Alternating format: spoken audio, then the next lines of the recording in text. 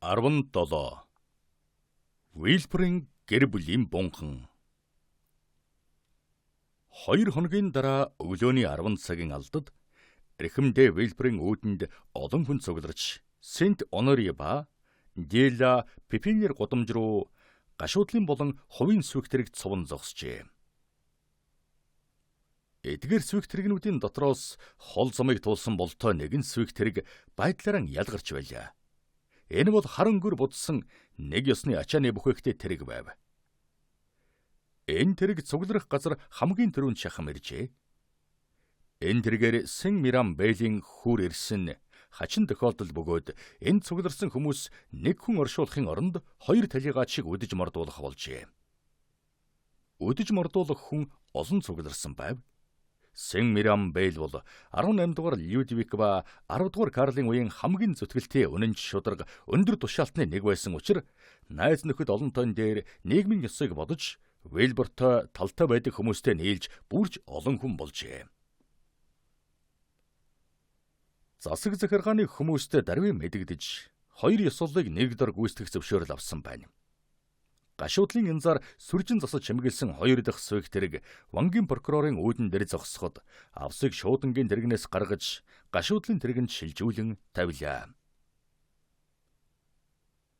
2 цогцсыг Пер Лашизын хүр оршуулах газар авчирч оршуулах бөгөөд Вилбур энд гэр бүлийнхээ хүмүүсийг оршуулах бунхан хэдийн хийлгсэн байв. Бунханы дотор хөөрхий Ренегийн шарил байхаагаад 10 жилийн дараа эцэг хоёр нь ирж нийлж байгаа нь энэ ажгуу.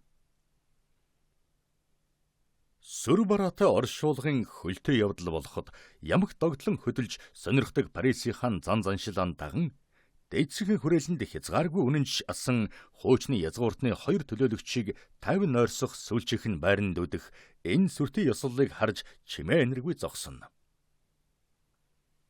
Бошан, Шаторино, Альбер 3 гашуудлын нэг сүх тэргэнд суугаад энэ гинтийн үхлийн тухай ярилцж байлаа. Би хадагтай Сен Мираныг өнгөрсөн жил Марсельд харсан. Би тэр үед Алжираас босч явсан юм л да. 100 наснаас л хаарл хүн харагдаж байсан. Гайхам ажилсаг, цэцгэлж байгаа эрүүл бие саруул ухаантай хүн байсан юм. Хэдэн настай вэ? Гэж Шаторино ярив. 66-тай. Францад надтай гэж хэлсэн шүү дээ.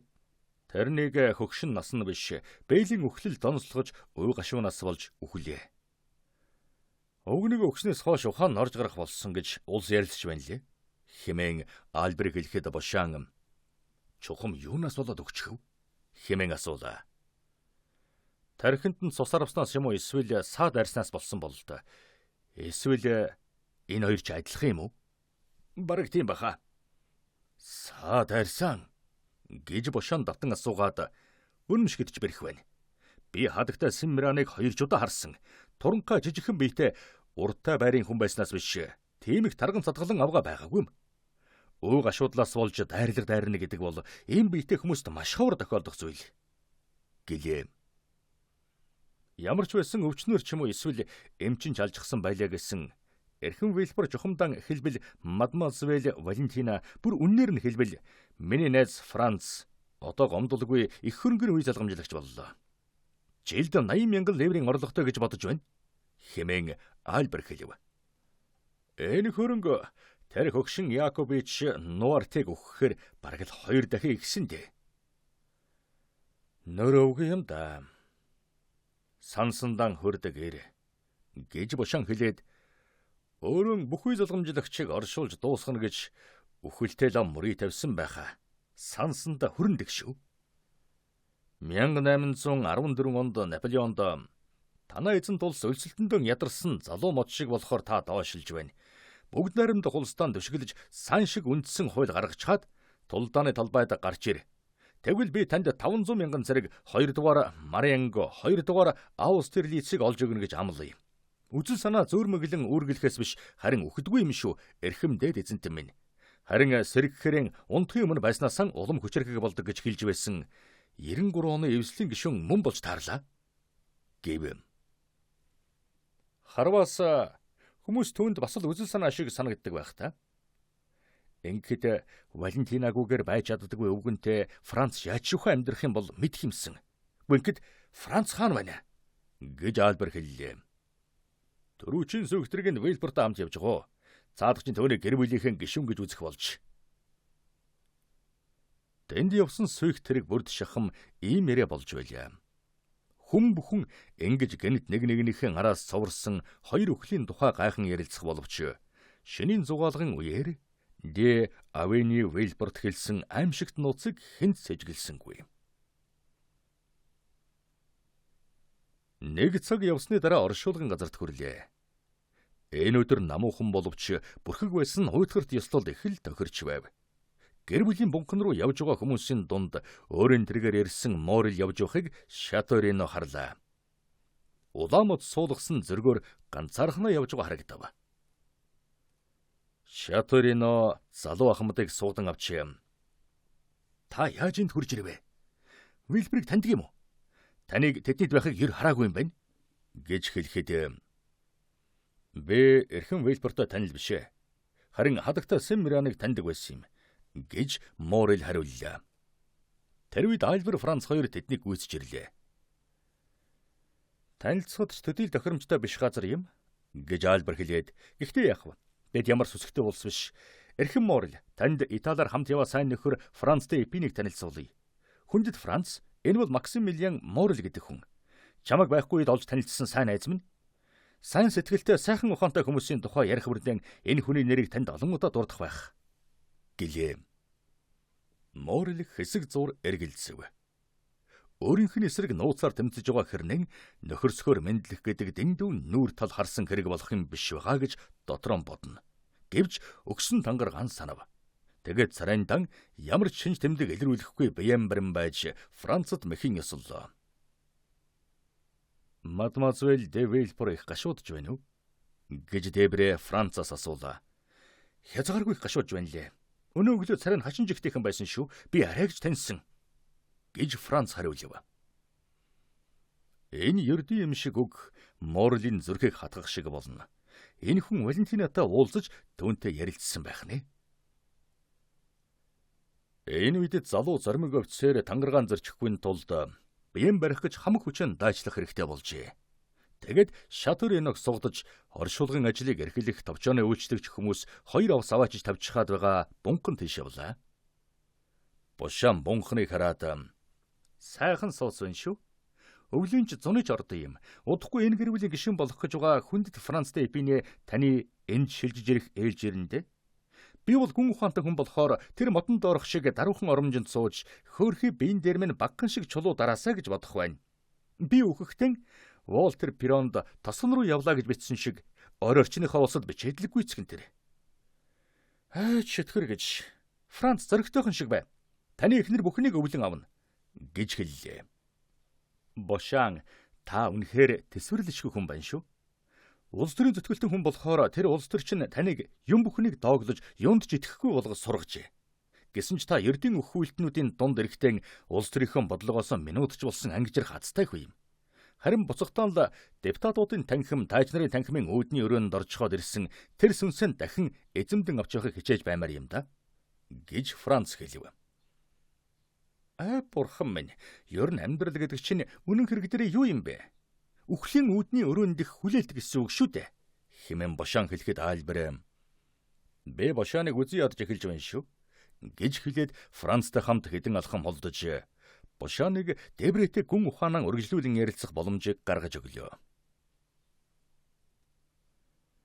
Вильберийн гэр бүлийн бунхан өндрөөрөн 20 фут дөрвөлжин булантай цагаан чулуун хан байлаа.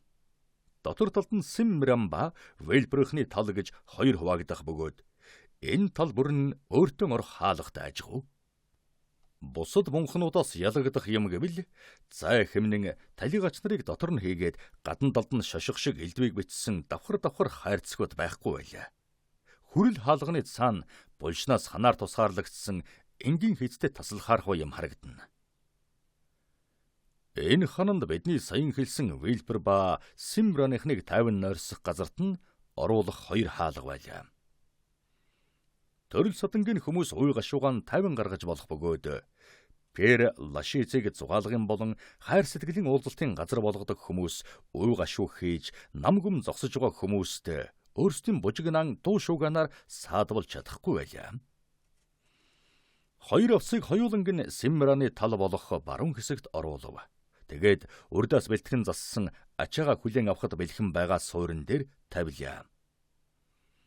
Ишэн Вильпер Франц ба ойр төрлийн хүмүүс дангаран орцгов.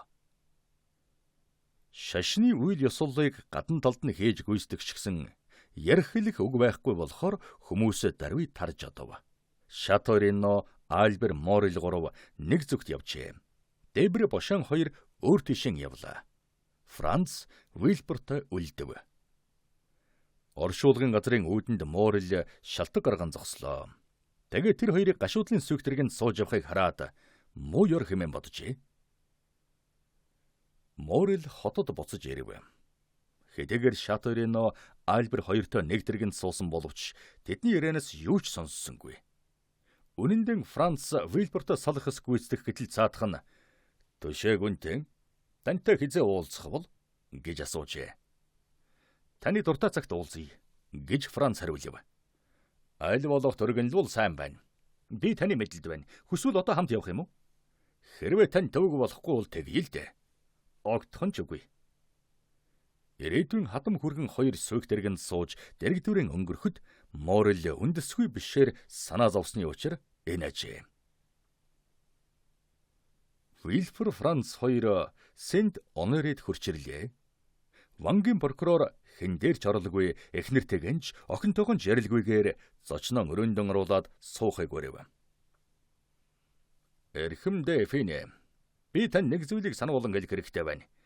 Энэ зүйл эхлээд зохимжгүй мэт санагдаж болох боловч талигачин гэрээсийг биелүүлэх нь түүний араас үйлдэж байгаа өргөл юм. Тэгэхээр уржигдэр хадагта Семмиран нас барахын өмнө загссан зүйл юм. Тухайлбал Валентинагийн хормыг хэрхэвч хойшлуулж болохгүй гэсэн гэрээсийг танд сануулах гэсэн юм.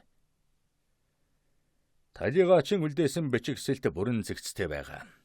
Түүний гэрээс ёсоор Семмираны бүх хөрөнгө Валентинад шилжсэн. Өчигдөр нотариус гэрэлтийн гэрээг бүрэн дуусгах баримтуудыг надад өгсөн. Та нотариус дээр очиж миний нэрийн өмнөөс эдгээр баримтыг авч үзэж болно. Манай нотариус Дишангуа Сент Онорегийн Баве талбайд суудаг.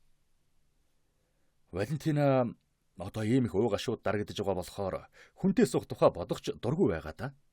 Би үнэндээ жаахан халгаад байна шүү" гэж Депинийг хэлэхэд Вильпер түүний үгийг таслан "Эмээгийнхээ зөөлчийн гэрээсийг биелүүлэх явдал Валентинагийн хамгийн халуун хүсэл байх болно. Түүний талаас ямар ч саа татгар байхгүй гэж танд бүрэн хэлж болно" гэлээ. "Тэгвэл миний талаас ч мөн саад байхгүй болохоор та дураараа бол л доо. Би хэлсүүгэндээ хүрэхээр барахгүй их баяртай байна." "Тэгвэл хойшлуулад байх юм алга. Уржигдэр гарын үсэг зурх ёстой байсан. Одоо бол бэлэн байгаа. Өнөөдөр чи гарын үсэг зурж болно" гэж Вильпер хэлэхэд Франц "Гашуудлыг яах вэ?"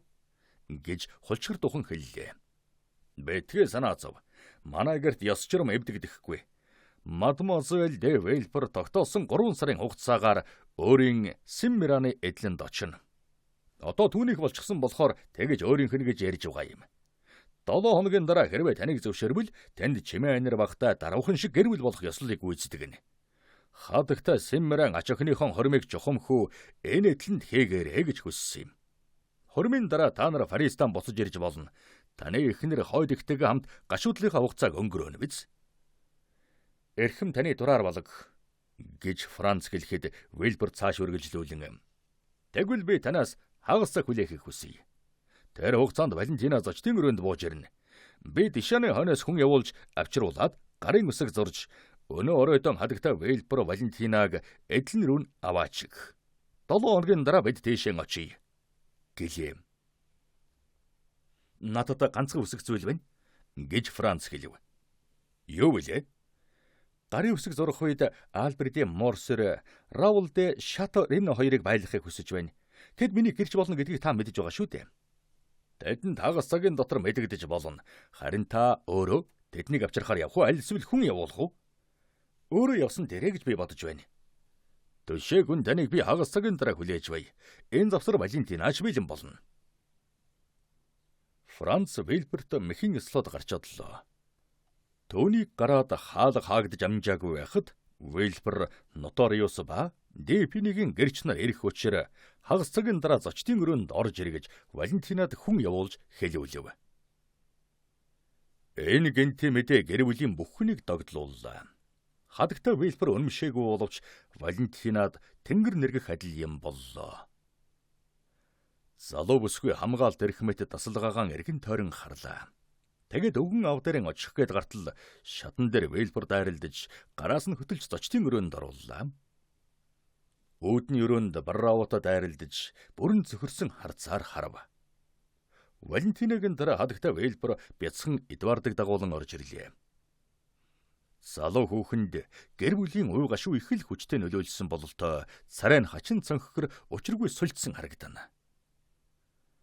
Хадагта Эдварыган өвдөг дээрээ суулгаад байн чанга тавирын элгэндээ наах нь хамаг амьдралаа энэ хүүхдэд зориулсан юм уу гэлтэй санагдана. Удалгүй хоёр сүйгтрийг хашаанд орж ирэх нь сонсдов. Нэгд нь Нотариус, нөгөөд нь Франц найз нөхдөйхөө хамт сууж иржээ. Минутын дараа бүгд цугларсан байлаа. Валентинагийн царай ихэд цонхиж чамархай завхэн дээгүүр нь хөх судас гүрийн гарчээ. Францын сэтгэл ихэд догдолсон байв. Шаторино Альбер хоёр гайхсан янзтай бие өдөн харлаа. Дөнгөж түрүүхэн дулсан гашуудлын ёслол одоо энэ болох гэж байгаа ёслолоос илүүч уйтгар гонигтай юм шиг санагдсангүй. Хадагта Вельбер хилэн хөшгөний хажууд сүйдэрт сууж, хүүрүүгээ байн тонгоох учраа түүний сэтгэлд юу болж байгааг тааварлан мэдхэд хэцүү байв. Вельбер л хэзээ язааныхан огт хэнэггүй байлаа. Нотариус хуулийн үйлчлэгчийн ёсоор баримт бичгүүдийг ширээн дээр дэлгэж тавиад сандал дээр сууж Францад хандан хэдийгээр түүнийг сайн таньдаг боловч та эрхэм Францтэй Канелдэ Эпинет түшээгүм мөн үү гэж асуухад Франц "Тэмээрх минь" гэж хариулв. Нотариус мэхийн ёслоод "Би танд эрхэмдээ Вельбер нэрийн өмнөөс нэгэн зүйлийг урьдчилан мэдгэх ёстой байна. Эрхэм Нуарте мадемуазель де Вельберийг тантай суулгах гэж байгааг дуулаад ач охиныхон талаар бодлоо өөрчилж түүнд шилжих ёстой байсан хөрөнгөө өвлүүлэхгүй болгосон. Харин нэгэн зүйлийг яаран нэмж хэлэхэд гэрээслэгч хөрөнгөнийхөө хагасыг мэдэх хэрэгтэй байсан боловч бүгдийг мэдж байгаа нь заргалдах боломж нээж өгч байна. Иймээс гэрээ хүчингүй гэж үзэж болно" гэж хэлв. "Харин би амьд ахуй цагтаа л эцгийнхэн гэрээсэлтэй заргалдахгүй. Миний одоогийн албаны байдал тийм боломж өгөхгүй байгаа гэдгийг Депинед урьдчилан хэлье" гэж Вельбер хэллээ. "Эрхэмүдэ, Валентинагийн байхад ийм ярэ болж байгаад би ихэд зовж байна. Валентинагийн хөрөнгө хичнээн багслаач гэсэн минийхээс л их байх юм. Би түүний хогшил хөрөнгийн хэмжээг хизээч сонирхгүй. Миний гэр бүл эрхэмдээ Вельбертэй ураг төрлийн холбоо тогтоохдоо гагцгүй нэр төрөн бодсноос гэсэн юм. Би зөвхөн аз жаргалыг л ирж байгаа хүн" гэж Франц хэлэхэд Валентина талархлын тэмдэг болгож үл мэдэг толгой дохиод хазар дээгүүр нь хоёр бөөрөнгийн нулимс чимээгүйхэн бөмбөрлөө. Вельбер хөргөн болох хүндэн хандан "Таны найдлагын хэсэгхэн хов алдагдсныг стол бол энэхүү гэнтэн гэрээсэлд өөрийг тань доромжилсон өчүүхэнж зүйл үгүй болохыг дашрамдаа хэлчихье. Энэ бол эрхэм Нуартегийн ухаан сулаас болж байгаа хэрэг. Миний эцэг мадемуазель де Вельберийг тантай суухад дургүй эзэж байгаа биш. Ерөөсөн хүнтэй суухад нь дургүй эзэж байгаа юм. Валентина хэнтэд суулаа гэсэн тэгэж дургүй эзсэн. Мадемуазель де Вельбер эрхэм Нуартед бүхэл цагаан зориулж байсан бол одоо түшээгүнгийн хатан болчихвол тэгэж чадахгүй шүү дээ. Эцгийн минь одоогийн байдал түүнтэй онцгой чухал юм ярих боломжгүй бөгөөд ухаан муутай болохоор хэлсэн зүйлийг ойлгож чаддаггүй юм. Одоо энэ хэн үед ач охиноо хүнтэй сууж байгаа гэдгийг мэдэж байвч хүргэн хүн болох гэж байгаа хүнийхээ нэрийг мартчихсан байж байгаа. Вельбер үгэн дөнгөж хэлж дуусаад Франц хариуд нь мэхийн ёсолтол үүд онгойж Баррав орж ирлээ. Тэгэд баяр ёслолын үеэр эзэндээ хандаж байгаа зарцхан гэхэд ер бишин ширүүн өнгөөр "Эрхэмүдэ, эрхэм Нуарте де Вельбер эрхэмсэг Францтэй Канелдэ Эпине түшээгүнтэй даруй ярилцах хүсэлтэй байна" гэж хэлв.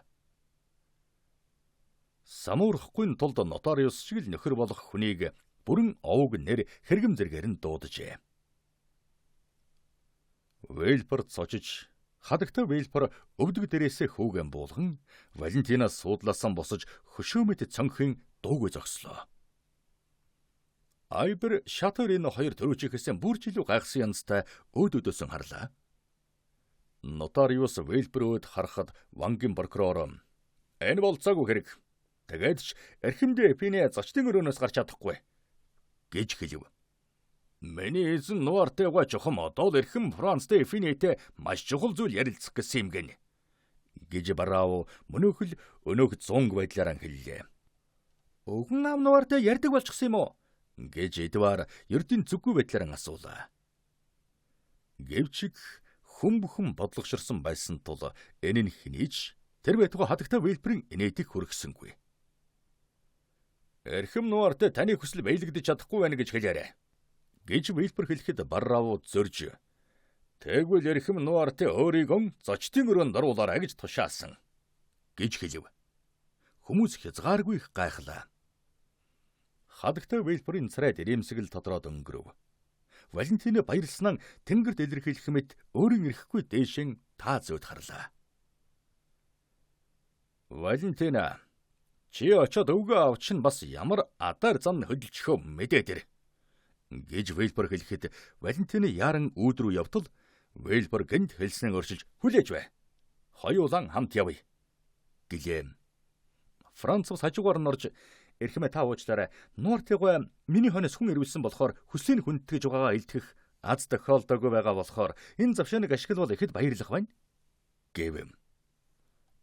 Бурхан минь" гэд Вейлпер сэтгэлэн зовсон байдалтайгаар "Танд зовоод ах юм байхгүй" гэж хэлв. Тэгэхэд Франц бодснон өөрчлөлтгүй хүний байдлаар "Уучлаарай эрхэм минь.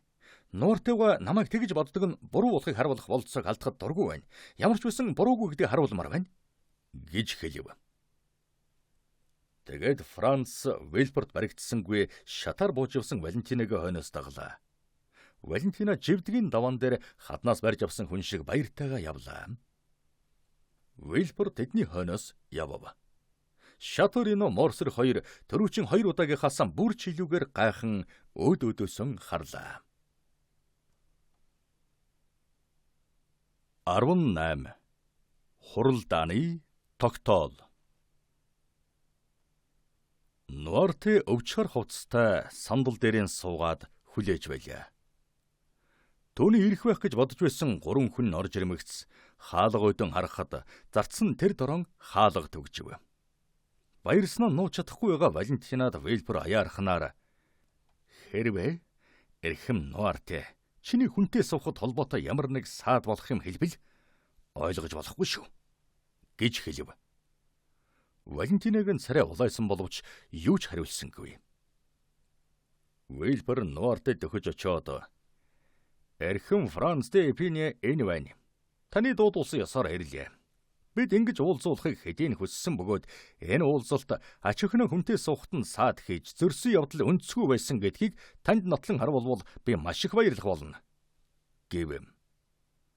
Нуарте зөвхөн харцаараа хариулахад Вейлперийн бие дагжин чичирлээ. Дараа нь өвгөн Валентинаг нүдэрэн дуудав. Валентина өвгөн автагаан өдөр бүр ярилцдаг аргынхаа ачаар төлхүүр гэдэг үгийг эгшин зургийн дотор оллоо. Дараа нь бүсгүй өвгөний харцыг даган харлаа. Өвгөний харц цонхны хооронд байгаа шүүгээний нүдэн дээр тогтов. Бүсгүй нүдийг нээвэл дотор нь үнэхээр төлхүүр байлаа. Бүсгүй төлхүүрийг гаргаж авахад өвгөний харц мөн гэж батлав. Дараа нь өвгөний харц хуучин хэрэггүй муусан бичиг цаас хадгалдаг болов гэмээр аль хэдийн хаягдсан хуучин цагийн бичгийн ширээр үчиглэв. "Би онгойлох юм уу?" гэж Валентина асуулаа. "Тийм" гэж өвгөн дохив. "Нүдийг онгойлох уу?" "Тийм." "Хажуугийнх нь?" "Үгүй." "Дундх уу?" "Тийм." Валентина түүнийг онгойлгож дотроос нь буудалтай бичиг гаргаж ирлээ. "Энэ танд хэрэгтэй юм уу өвгөн аваа?" гэж Валентина асуулаа. "Үгүй." Валентина бүх бичиг цаасыг дестраалан гаргахад цаана юу ч үлдсэнгүй. Хайрцаг хоосон болчихлоо шүү дээ гэж охин хэлв. Тэгэхэд Нуарте тол бичгөөд нүдэрэн заалаа. Ойлголоо өвгөө аваа гэж Валентина хэлээд цагаан толгойн үсгүүдийг дистраалан хэлэхэд энэ үсгэн дээр Нуарте зогсов. Валентина нууц гэдэг үг хүртэл тол бичгийн хуудас эргүүлв.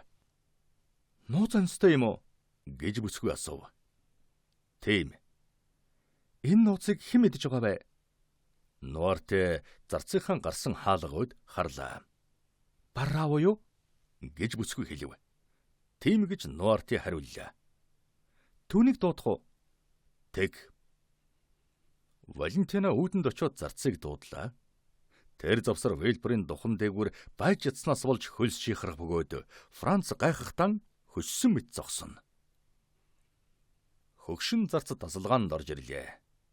Бараав, өвгөн аав намайг энэ шүүгэнээс түлхүүр авч ширээ онгойлгоод энэ нүдийг татгаж тушаасан. Энэ нүд нь нууц онцтой юм байна. Таал мэдэх бололтой. Үүнийг онгойлгооч гэж Валентина хэлэхэд Бараав өвгөн уйтгарлаа. Нуартегийн ойлгомжтой харц онгойлгож өг гэж харлаа. Бараав үгэнд нь орж нууц онцтой нүдний давхар ёроолыг онгойлгол дотор нь хар тууцаар багалсан бөөм бичиг байлаа. Эрхэмсэг та үүнийг шаардсан юм уу гэж Бараав асуув. Тийм гэж Нуарте хариуллаа. Би үүнийг хэнд өгөв? Эрхэмдээ Вэлбер гуйд өгөв? Үгүй. Мадмуазель Валентина дөө? Үгүй. Франц де Эпине гуйд уу? Тийм. Над дөө? гэж гайхсан Франц дөхөж очоод хэллээ. Тийм ээ. Франц Бараавгаас бичгийг авч боолтыг хараад уншсан.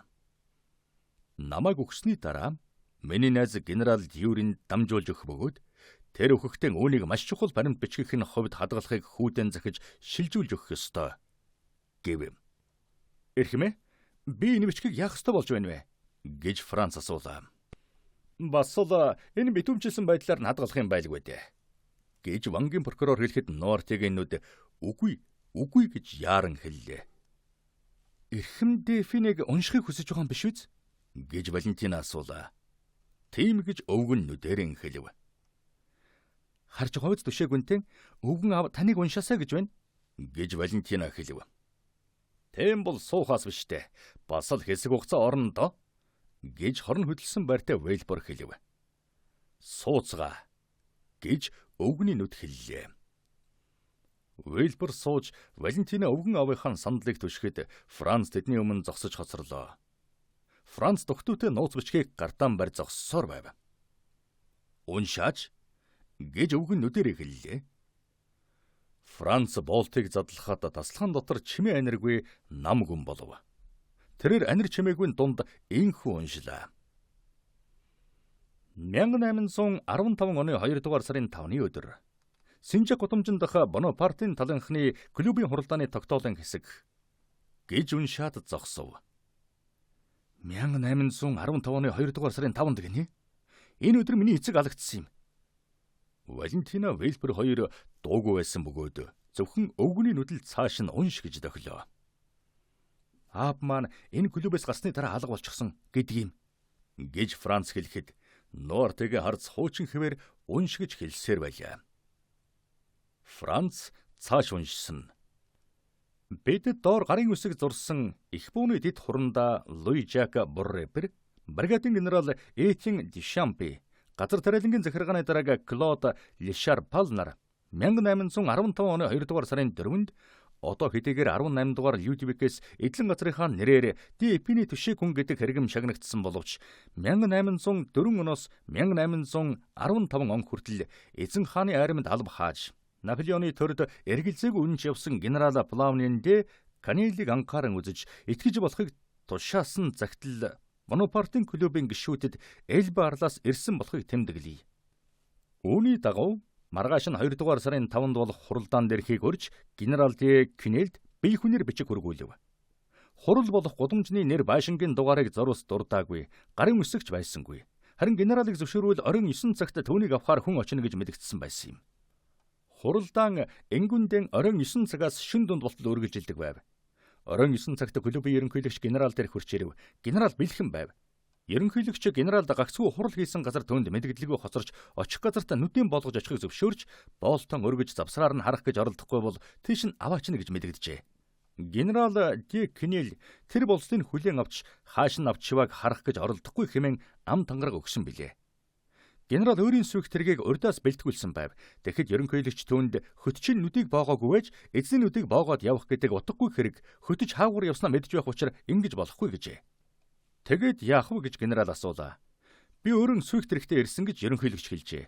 Та миний хөтчөд итгэхгүй байж өөрийнхөө хөтчөд тийм итгэлтэй байгаа юм уу? Манай хөтч бол клубын гишүүхэн, хариуцлагатай нарийн бичгийн дарга байгаа юм гэж ерөнхийлөгч хэлв. Тэгвэл бас өөр нэг аюултай юм байна. Тэр чинь биднийг онцолдуулчих байх гэж генерал хэлжээ. Энэ шог үг нь генералыг бид хуралдаанд хүчээр аваачаагүй, харин тэр өөрийн сайн дураар оролцсны баталгаа гэж бид тэмдэглэж байна. Тэд сүйх тэргэнд суумагц ерөнхийлөгч генералд нүдийн болгохыг зөвшөөрснийг сануулв. Генерал энэ ёсыг гүйцэтгэхэд огтхонч татгалцсангүй. Энэ зорилгод урдаас бэлтгэж сүйх тэргэнд тавьсан болтыг хэрэглэв. Замд явж байхдаа генерал боотлынхон доогуур харах гэж оролдож байх шиг харагдахаар нь ерөнхийлөгч түүнд тангаргийн тухай сануулхад "Тийм таны зөв" гэж генерал хэлжээ. Сүйх тэрэг Сен-Жак гудамжны нэгэн модод хэсэг дээр зогслоо. Генерал нэрийг мэдэхгүй клубын 91 гишүүн гэж бодож байсан ерөнхийлөгчийн гарыг түшиж сүйх тэрэгнээс буув. Тэд модод гудамжийг өнгөрөөд 2 дугаар давхарт гарч хуралдааны өрөөнд орлоо. Хуралдаан эхэлчихсэн байв. Өнөөрөө шинэ гишүүн ирнэ гэж дуулсан байсан клубын гишүүд бүрэн цугларсан байлаа. Генералыг танхимын төв дунд авчирч Болтон тайлахыг зөвшөөрлөө. Тэр даруй Болтон тайлж байдгийн ч мдэггүй байсан саях нийгэмлэгт танихан олон байгааг хараад маш их гайхав бололтой. Төвний үзлийн тухай асуухад Эльбас ирсэн загтал тодорхой байх ёстой гэсэн хариултаар хязгаарлав. Франц уншхан зогсож "Миний эцэг реалист хүн байсан. Үзлийн асуугаад байх хэрэг юу байх вэ? Бүхэнд илэрхий юм чинь" гэж хэлв. "Ийм болохоор л таны эцэг бид хоёр холбоотой болсон юм да. Эрхэм түшээг үнтэн минь. Үзэл санаа нэгтэй хүнтэй үг хэлэн олцоход амархан" гэж биелбэр хэлэхэд өгний харц цааш нь унш гэж угаа харагдлаа. Тэгэхэд ерөнхийлөгч үг хэлэх зөвшөөрөл авч генералыг оновчтойхон ярихыг хүсэхэд эрхэм Ди Кнел өөрөөс нь юу хүсэж байгааг эхлээд мэдэх хүсэлтэй байна гэж хэлв.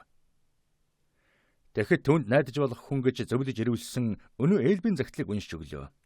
Энэ загтлын нэг хэсэг нь Эльбарлаас эргэж ирж болох бололцооны тухай байсан бөгөөд илүү тодорхой загтлыг Марселийн хөлөг онгоцны эзэн Морлийн Фраун хөлгийн ахмад эзэн ханд үнэн ч хүнээр өгүүлнэ гэжээ. Энэ загтлыг уншиж байх үед ах トゥ шигэн бодож байсан генерал маань дургүйцэж элдэж жигшиж байгаахан харуулсан билээ. Загтал уншиж дуусахад хөмсгөн зангид нь дуугүй зогссоор байв. "За генерал, та энэ загтлын тухай юу хэлмээр байна?" гэж ерөнхийлөгчийг асуухад 18 дугаар Людвиг үнчээр зүтгэн гэж тун саяхан ам тангараа өргөжсөн болохоор одоо хуучин эзэн хааны ашиг тусын төлөө түүнээс няцхан дэндүү юм гэж хэлэх байна гэж хариулв. Энэ хариулт генералын үзлийг хэнд ч эргэлзээ төрүүлэмгүй маш тодорхой болголоо. Генерал бидэнд хуучин эзэн хаан гэж байхгүй гэдэл 18 дугаар Людвиг ван гэж байхгүй. Харин 10 сарын өмнө хүчирхийл урвалтаар өөрийн гүрэн Францан холдуулсан эрхэм дээд эзэн хаан л гэж байдаг юм гэж ерөнхийлөгч хэлв. "Уучлаарай эрхмүүдээ. Та нарт 18 дугаар Людвиг гэдэг ван байхгүй байж болно. Харин надад байдаг юм шүү. Тэр надад түшээгүн хэрэгэм хайрлаж филд маршал болгосон болохоор би түүнийг Францад эргэж ирсэн явдалд баяртай байдаг юм" гэж генерал хэлв. Тэгэхэд ерөнхийлөгч босож их л ноцтой байдлаар "Эрхмээ, та ярьж байгаа юмаа эргцүүлэн бодоорой. Таны тухайд Эльба арал дээр андуу ташаа бодож биднийг тойрогдүүлсэн таны ярьж байгаагаас тодорхой байна. Бид танд тал өгч итгэж байсан тул дээрхцүүлийг мэдгдсэн билээ. Гэтэл бид ташаарч цол хэрэгэм өндөр тушаал таныг бидний унгах гэж байгаа шин засгийн газартаа эвсэн нийлэхэд хүргэлээ. Бидэнтэй хамтран ажиллаач гэж таныг хүчээр шахахгүй. Бид хэнийг ч хүсэл зоригийнхон эсрэг манай талд ор гэж дуудахгүй. Харин бид таныг өөрийнх нь бодлоос зөргөж байлаа гэсэн хүчээр шудрах хүний ёсоор байлгах болно гэж хэллээ. Та нарын хувилдааныг мэдчихээд илрүүлэхгүй байвал шудрах сайн хүн болно гэж та нар бодож байна уу? Харин би бол үүнийг та нартай эвсэн хувилдсан хэрэг гэж үзнэ. Би та нараас илүү илэн долонгүй байгааг харж байгаа биз? Аав минь гэд Франц уншхан зогсож таныг яагаад алсны учрыг одоо мэдлээ гэж хэлв. Валентина өөрийн ирэхгүй Францд харлаа. Залуу хүн хүүгийн ёсоор ингэж байх нь сайхан байлаа. Вильбер тасалгаан дотор хойш урагшаан алхана. Нуарт тэнд байгаа хүмүүсийн царайны байдлыг ажиглан сүртэй ихэмсэг байдалтай хэвээрээ сууна. Франц гар бичмэлийг дахин авч үргэлжлүүлэн уншсан. Эрхэм таныг энэ хурал дэрхийг өрссөн болохоос хүчээр авчраагүй. Бид таныг нүдийн бохыг хүссэн, та үнийг зөвшөөрсөн. Та энэ хоёр зүйлийг зөвшөөрч байхдаа биднийг лавл 18 дугаар Людвигийн төрөг бэхжүүлэх гэж ингээгүй гэдгийг та сайн мэдж байсан. Хэрвээ тийм бол бид цагдаагийн газараас нуугдахгүй байсан шүү дээ. Хүний нууцад нэвтэрч орох боломжийг олгосон баг өмсөж, нууцыг мэдчихэд дараа нь энэ бага авч хаяад өөртөө итгэсэн хүмүүсийг барьж өгөх гэдэг маш амархан хэрэг болох байсныг та мэдж байгаа шүү дээ. Үгүй. Одоо та эхлээд хэний төлөө байгаагаа бидэнд илэн далангүй хэл. Одоохондоо хаанчилж байгаа тохиолдлын вангийн төлөө юу? Эсвэл эрхэмдэд эзэн хааны төлөө юу? гэж ерөнхийлөгч асуухад би вангийн талын хүн 18 дугаар Людвигт үнэнчээр зүтгэх ам дангаргаа өгсөн болохоор түндэн үнэнч байна гэж генерал хариулв. Энэ үг олонний дургүйцлийг хүргэж эрхэмдээ Пиньер бодлогогүй үг хэлсний бурууг хүлээлгэх хүссэн шинж хүмүүсийн царайд харагдаж байв. Ерөнхийлөгч дахин босож чимээгүй болголоо. Эрхэм та одоо болж байгаа байдлын үр уршгийг тооцсон бодохгүй байж чадахгүйгээр ухаантай хүн шүү дээ. Таны энэ илэн далангүй байгаа явдал чинь биднээс танд нэгэн болцол тавихад хүргэж байна. Та энэ сонссон зүйлийн хүнд ч юу ч хэлэхгүй гэж ам өг гэж ерөнхийлөгч хэлв. Генерал Сэлминийхэн бариулаас атхан хэрвээ нэр төрийн тухай ярьж байгаа бол юуны өмнө хууль зүгээс бүх хэтэрч бүх хүчээр тулах гээд байгаараа гэв. Тэгэхэд ерөнхийлөгч генералын уур хилэнгээс дутхгүй нухацтай тайван байдлаар Сэлмийн бүү шүүргэж эрхэм танд зөвлөе гэв. Генерал тэнд байсан хүмүүсийг эргэн тойрон харахад энэ харцанд нь баахан төгссөн байдал илэрхий байлаа. Гэхдээ бууж өгсөнгүй. Харин ч зүрх зэрэг нь чангалан байв. Би та нарт тийм тангараг өгөхгүй гэж хэлв. Хэрвээ тийм бол та өгөх л болж тээ гэж ерөнхийлөгч тайвнаар хэллээ. Эрхэмдээ Эпинийн царай цонхив. Тэр дахин эргэн тойрон сууж байгаа хүмүүсийг харлаа. Клубын зарим гишүүн хоорондоо шимнэлдэн цун доогууран зэвсгэн тэмдэрч байгаа харагдав. Генерал та бүү зав. Та бол эцсийн арга хэрэглэхийн өмнө итгүүлэх бүх арга хэмжээг авах гэж оролдох нэр төртэй шудраг хүмүүсийн дунд байгаа. Бас нөгөө талаас нь үзвэл таны хэлснээр хувилдагчдын дунд байгаа шүү. Таны гарт бидний нууц байгаа болохоор та түүний минь бидэнд эргүүлж өгөх ёстой гэж ерөнхийлөгч хэлв. Үүний дараа чимээ аниргүй болсон бөгөөд генерал юу ч хариулсангүй. Хаалгаан төгж гэж ерөнхийлөгч хэлв. Энэ үгийн дараа бас л чимээ аниргүй нам гүн байв. Тэгэхэд генерал урагшаан гарч аимшигтэй их хүч гарган надад хүү би алуурчдын дунд байхтаа түүнийхэн тухай бодох үүрэгтэй гэв. Тэгэхэд хурлын дарга намбутайгаар генерал нэг хүн 50 хүнийг айх завах юмгүйгээр доромжилж болно. Энэ бол сул доройгийн эрх юм л да. Гэхдээ үүнийг дэмэл хэрэглэж байна. Генерал та тангаргалж үз. Биднийг бүү доромжлороо гэв. Хурлын даргын давуу тайд автсан генерал минут гэртээ эргэлзснээр ерөнхийлөгчийн ширээнд дөхөж ямар тангараг байх юм гэж асуулаа. Энэ байна. Би 1815 оны 2 дугаар сарын 5-ны 9-10 цагийн хооронд үзэж дуулсан зүйлэн хизээж хүнд илчлэн хэлэхгүй гэж тангаргалъя. Хэрвээ тангаргаан зөрчвөл намайг дээд зэргээр залхаах нь зүй гэж үзнэ. Генерал мэдрэл цочрод нь дотор нь айгүй болсон учраас хэдэн хормын турш юу ч хэлж чадахгүй байлаа. Тэр элтэд дургуйтсан боловч шаардсан тангаргыг хэлв. Тэгэхэд дөнгөж дуулдах төдий хэллээ. Тиймээс зарим гишүүд дуулдахаар чанга хэлхийг шаардахад нь хүслийг биелүүлжээ. Би чөлөөтэй юу үгүй юу? Одоо явмаар байна гэж генерал хэлв. Ерөнхийлөгч босож дагаж явах хурлын 3 гишүүнийг сонгоо аваад генералтай хамт сүйх тэргэнд сууж нүдийн боолоо. Энэ 3 гишүүний дотор хөтчийн үрг гүйцэтгэж ирсэн өнөө хүн байлаа. Клубын бусад гишүүд чимээ аниргүй тарцгаалаа. Бид таныг хааш нь хүргэж өгөх үү гэж ерөнхийлөгч асуув. Та нараас салбал хаашаа чамаагүй гэж эрхэм ДП-ний хариуллаа. Эрхэм та одоо болгоомжлоорой. Хурал дээр байгаа биш. Хитгэн хүний дунд байна шүү. Тэднийг бүү доромжлоорой. Доромжсныхаа хариуг тэднэр ахуулах гэж хүсээгүй бол бүү тэгэрэй гэж ерөнхийлөгч хэлв. Гэтэл ДП-ний энэ үгийн утгыг ойлгохын оронд ингэж хэллээ. 4 хүн нэг хүнээс илүү хүчтэй байдаг болохоор та нар хурал дээр байсан шигийн сүйх тэрэгэн дотор зоригтой байна. Ерөнхийлөгч сүйх тэрэг зогсохыг тушаалаа. Тэд яг гол руугаан буусан шаттай эрэг дээр зогсжээ. Та нар яг гэж энд зогсов гэж эрхэм ДП-ний асуулаа. Яагаад гэвэл та хүн доромжилж гомдоосон. Тэгэхээр энэ хүн танаас хууль ёсныхон хүслийг хангахаас нааш нэг ч алхам өргөж явахгүй гин гэж ерөнхийлөгч хэлв. Хүн алах бас нэг арга гэж генерал мөрөө хавчин хэллээ.